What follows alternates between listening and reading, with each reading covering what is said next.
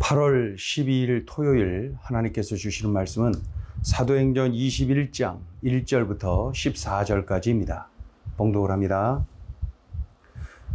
우리가 그들을 작별하고 배를 타고 바로 고스로 가서 이튿날 로도에 이르러 거기서부터 바다라로 가서 베니게로 건너가는 배를 만나서 타고 가다가 구브로를 바라보고 이를 왼편에 두고 수리아로 항해하여 두로에서 상륙하니 거기서 배의 짐을 풀려 함이러라. 제자들을 찾아 거기서 이레를 머물더니 그 제자들이 성령의 감동으로 바울더러 예루살렘에 들어가지 말라 하더라. 이 여러 날을 지낸 후 우리가 떠나갈새 그들이 다 그 처자와 함께 성문 밖까지 전송하거늘 우리가 바닷가에서 무릎을 꿇어 기도하고 서로 작별한 후 우리는 배에 오르고 그들은 집으로 돌아가니라. 두로를 떠나 항해를 다 마치고 돌레마이에 이르러 형제들에게 안부를 묻고 그들과 함께 하루를 있다가 이튿날 떠나 가이사랴에 이르러 7 집사 중 하나인 전도자 빌립의 집에 들어가서 머무르니라. 그에게 딸 넷이 있으니 처녀로 예언하는 자라. 여러 날 머물러 있더니 아가보라 하는 한 선지자가 유대로부터 내려와 우리에게 와서 바울의 띠를 가져다가 자기 수족을 잡아매고 말하기를 성령이 말씀하시되 예루살렘에서 유대인들이 이같이 이 띠 임자를 결박하여 이방인의 손에 넘겨주리라 하거늘 우리가 그 말을 듣고 그곳 사람들과 더불어 바울에게 예루살렘으로 올라가지 말라 권하니 바울이 대답하되 여러분이 어찌하여 울어 내 마음을 상하게 하느냐. 나는 주 예수의 이름을 위하여 결박당할 뿐 아니라 예루살렘에서 죽을 것도 각오하였노라 하니 그가 권함을 받지 아니하므로 우리가 주의 뜻대로 이루어지이다 하고 그쳤노라. 밀레도에서 에베소 장로들과의 그 만남을 가진 후에 이 사도 바울은 다시 예루살렘을 향하여서 이제 가고 있지요. 결박과 환난이 기다리는 곳 예루살렘. 그러나 성령이 인도하시는 곳 예루살렘.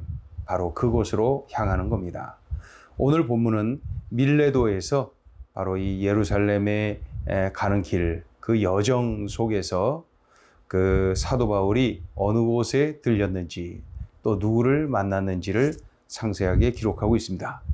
사도 바울의 그 예루살렘을 향한 여정을 보니까 밀레도에서 고스, 로드, 바다라 그리고 두로라는 곳에 머무르게 됩니다. 이 두로에서 일주일간 머물게 되지요. 두로에서의 일주일을 어떻게 보내나요? 제자들을 찾아서 교제를 나눕니다. 4절부터 6절까지가 그 내용인데 자, 두로에서의 모습 읽어보죠. 4절부터 제자들을 찾아 거기서 이레를 머물더니 그 제자들이 성령의 감동으로 바울더러 예루살렘에 들어가지 말라 하더라. 이 여러 날을 지낸 후 우리가 떠나갈새 그들이 다 그 처자와 함께 성문 밖까지 전송하거늘 우리가 바닷가에서 무릎을 꿇어 기도하고 서로 작별한 후 우리는 배에 오르고 그들은 집으로 돌아가니라.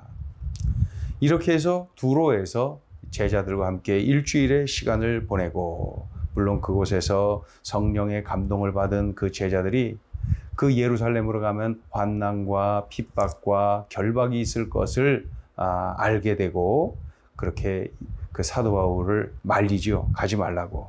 그럼에도 불구하고 사도 바울이 그 뿌리치고 이제 향합니다. 그렇게 해서 두로를 떠난 후에 이제 어디로 가나요? 두로를 떠나서 돌레마이 그리고 가이사랴. 이 가이사랴에서 7 집사 중에 하나인 빌립 집사, 우리가 잘 알죠? 그 빌립 집사의 집에 들어가게 되는데 그곳에서 여러 날을 머물게 됩니다. 7절부터 10절까지 기록이 바로 가이사랴 빌립 집사의 집에서 머무는 그 기간에 있었던 일들을 기록하고 있습니다. 사도 바울이 이제 장차 예루살렘에서 당할 박해에 대한 예언들을 지금 몇몇 장소에서 볼 수가 있었죠. 두로 땅에 제자들이 성령의 감동으로 사도 바울이 예루살렘에서 박해를 당할 것이다, 결박을 당할 것이다. 그것을 알게 되었어요. 성령의 감동으로 알게 되었어요. 그래서 사도 바울에게 말리죠. 예루살렘으로 가지 말라고 말이죠. 예? 자, 4절을 읽어봅니다. 4절. 제자들을 찾아 거기서 이래를 머물더니 그 제자들이 성령의 감동으로 바울더러 예루살렘에 들어가지 말라 하더라. 또 가이사랴 지방의 빌립 집사의 집에 머물 때에는 그 아가보라고 하는 선지자가 사도 바울이 예루살렘에서 결박당할 것을 직접 행동으로 보여주는 그런 모습을 볼 수가 있어요. 10절, 11절 내용 읽어보죠. 여러 날 머물러 있더니 아가보라 하는 한 선지자가 유대로부터 내려와 우리에게 와서 바울의 띠를 가져다가 자기 수족을 잡아매고 말하기를 성령이 말씀하시되 예루살렘에서 유대인들이 이같이 이 띠 임자를 결박하여 이방인의 손에 넘겨주리라. 이렇게 자신이 직접 행동으로 사도 바울이 예루살렘에서 결박당할 것을 보여주는 모습을 봅니다. 이와 같이 두로에서 가이사랴에서 반복하여서 사도 바울의 핍박을 그 예언을 하니까 동역자들까지도 모두 사도 바울에게 말합니다. 예루살렘 가지 마세요. 이때 사도 바울이 어떻게 반응을 하나요? 13절 읽어봅니다. 바울이 대답하되 여러분이 어찌하여 울어 내 마음을 상하게 하느냐. 나는 주 예수의 이름을 위하여 결박당할 뿐 아니라 예루살렘에서 죽을 것도 각오하였노라. 사도 바울이 이렇게 단호하니 어찌합니까?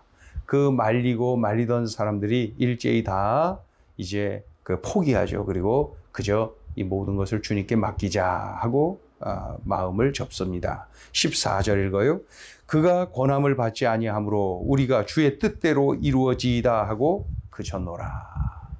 자, 오늘 주시는 메시지입니다. 첫째, 믿음의 동역자가 많을 때 흐트러짐 없이 사명의 길을 갑니다.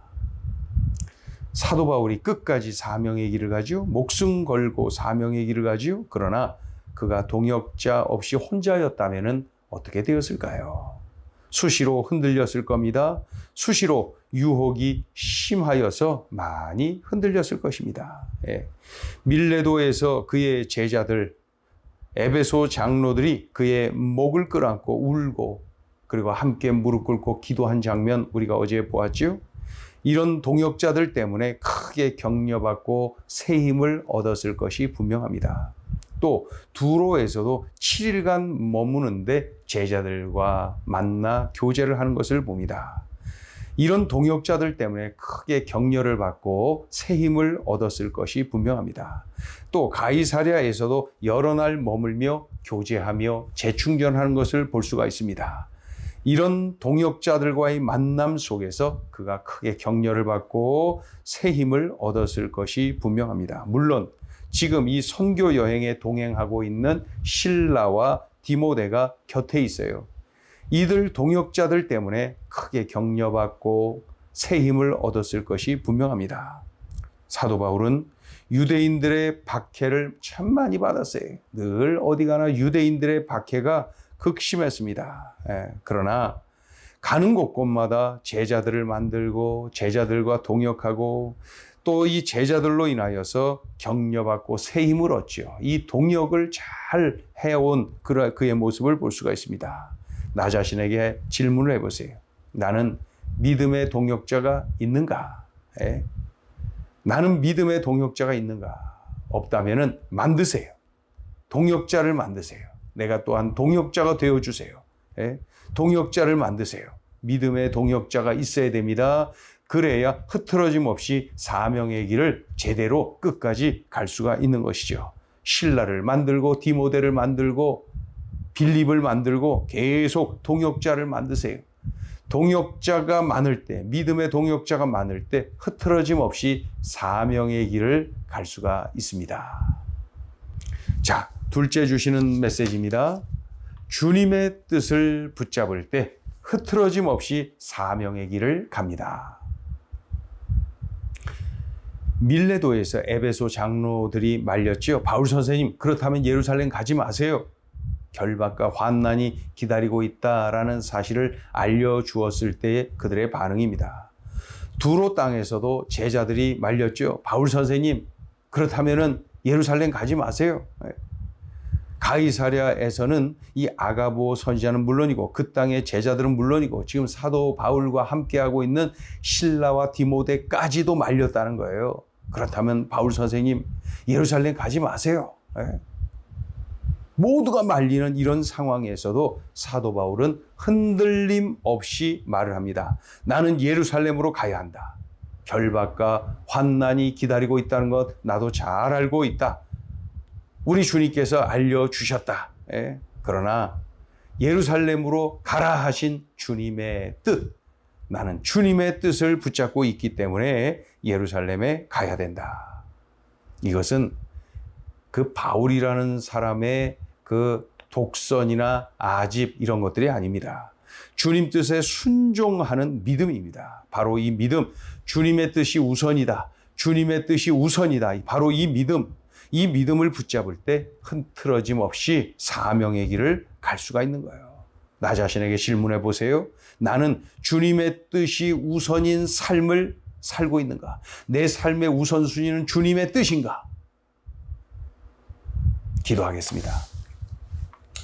하나님 아버지, 예루살렘으로 가는 여정 속에 그 현장 속에 수많은 동역자들과의 만남의 그 자리에서 오늘 우리에게 들려주신 주님의 음성을 듣습니다. 주님, 오늘 들려주신 말씀 내 삶에 꼭 적용하여서 그 말씀을 살아내게 하여 주시옵소서. 귀한 깨달음 들려주셨사오니 주님, 이 깨달음을 내 삶에서 살아내게 하시고 그냥 흘려버리지 않도록 우리 하나님께서 은혜를 베풀어 주시옵소서. 그리하여서 동역자를 만들고 동역을 하고 참으로 사명의 길, 예수님의 뜻이 우선인 삶을 힘차게 살아내게 하여 주옵소서. 예수님의 이름으로 기도 올리옵나이다. 아멘.